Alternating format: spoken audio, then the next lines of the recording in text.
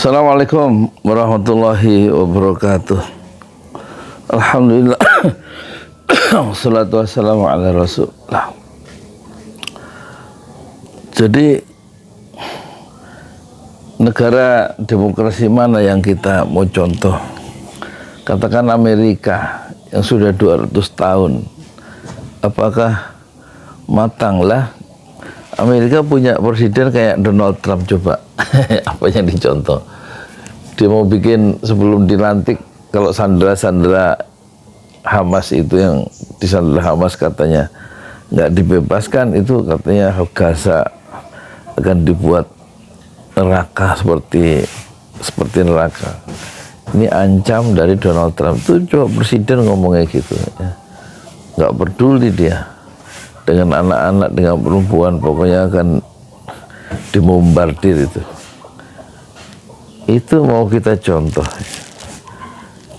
Jadi lamanya perjalanan bangsa sampai 2 abad lebih kalau dihitung dari bulan Juni ya tahun 1776 ya, kemerdekaan Amerika, berarti kan hampir 250 tahun ya. Masih begitu wajah demokrasi Amerika. Kalau kita sederhanakan, kita kerucutkan pada presidennya yang terakhir, yaitu Donald Trump ya, yang akan membumi hanguskan, membuat Gaza Palestina itu.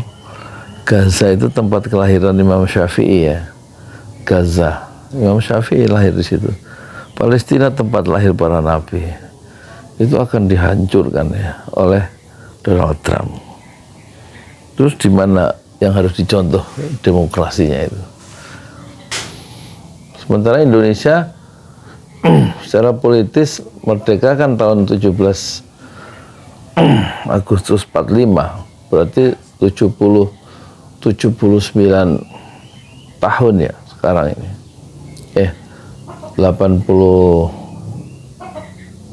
80 tahun ya. Jadi yang 200 tahun aja Amerika kayak gitu tuh.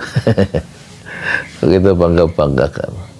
Belum lagi kalau kita lihat laporan-laporan dari YouTuber ya, yang melihat sisi gelap Amerika, banyak kantong-kantong kemiskinan ya. Jadi disparitas atau kesenjangan kaya dan miskin itu luar biasa. Orang-orang yang nggak punya rumah, yang homeless, yang nggak punya pekerjaan di tengah kemajuan materi dari Amerika ya. Jadi kalau kemarin kalau kita contoh ke Amerika, ya siap-siap kecewa kan. Gitu. Tingkat kesejahteraannya ya nggak merata juga. Padahal pemerintah itu kan tugasnya 2, prosperity, membangun ya kesejahteraan masyarakatnya tanpa kecuali, tanpa pembedaan ras golongan. Dan yang kedua, tugas pemerintah adalah menghilangkan rasa takut ya dari seluruh warganya. Cuman itu aja sebenarnya, bukan untuk tugasnya bukan bangun jalan tol. Itu mencukupkan dulu itu sejahtera masyarakat. Selama 10 tahun terakhir lah yang enggak banyak pengangguran kok, sejahtera. Banyak anak-anak muda di jalan-jalan ya kan. Bertarung menghirup udara debu jalanan ya. Sebagai ojol ya. karena lapangan kerjaan formal nggak bisa disiapkan oleh pemerintah, sehingga masyarakat atau anak-anak muda mencari jalannya sendiri karena kan harus survive. Jadi seolah-olah pemerintah lepas tangan itu. Waktu Gojek mau dibawa oleh Nadiem Makarim itu ke Malaysia, itu orang Malaysia marah. Ya sudah ketemu dengan Mahathir, kata pengusaha Malaysia, anak muda Malaysia itu masa depannya tidak di jalan-jalan ya. Jadi Gojek itu cocoknya untuk anak-anak muda miskin seperti di Indonesia. Marah. Nah, karena pendidikan tinggi anak-anak muda Malaysia itu jauh lebih tinggi dibanding Indonesia secara average, secara rata-rata. Jadi kesejahteraan belum kita nikmati ya. Terus kok bangun mercusuan, bangun IKN, bangun apa macam-macam, bendungan, bangun jalan, yang semuanya juga pakai utang kan. Yang bayar siapa? Rakyat juga. Sementara pemimpinnya, maksudnya presiden yang terdahulu sekarang tenang-tenang aja di Solo dengan gaji tinggi yang dibikin sendiri peraturannya kan. Gaji seorang presiden dengan rumah mewahnya itu, rumah karena hak presiden ya, misalnya gitu, atau diberi oleh siapa kita nggak tahu ya. Terus apakah hilang rasa takut? Ya enggak. Pembunuhan di mana-mana. KM 50 lihat 6 orang santri Habib Rizik Syihab dibunuh ya di jalan ya kan?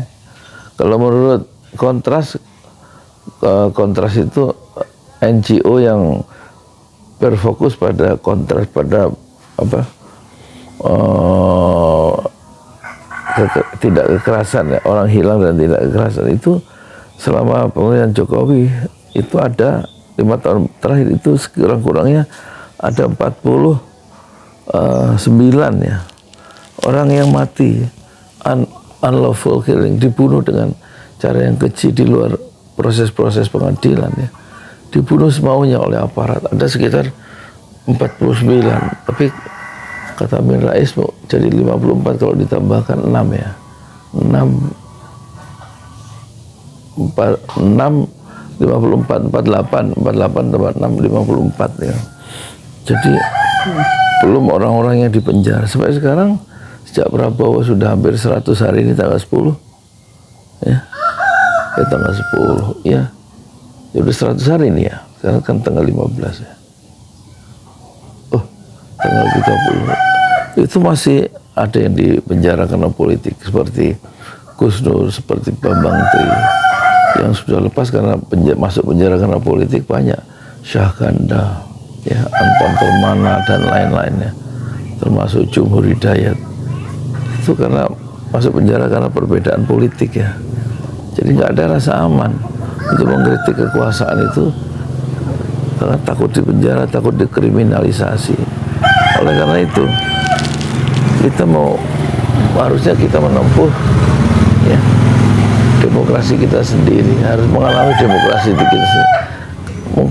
Mungkin Amerika dan Inggris dan negara-negara Eropa Barat bisa dijadikan semacam cermin saja, tapi kedewasaan dan pertumbuhan demokrasi kita ala Indonesia ya, dengan segala macam cacat dan kekurangannya itu harus ditempuh, dan kita harus mengalami jatuh bangun, mengalami up and down sendiri ya.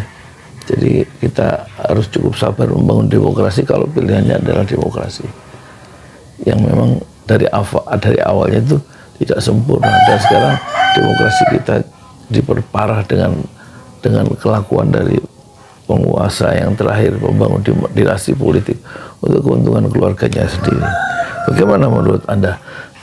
Maafin suara saya serak ya. Assalamualaikum warahmatullahi wabarakatuh. Jangan lupa di like dan share ya di channel baru Yudi Pramuko Respon ini.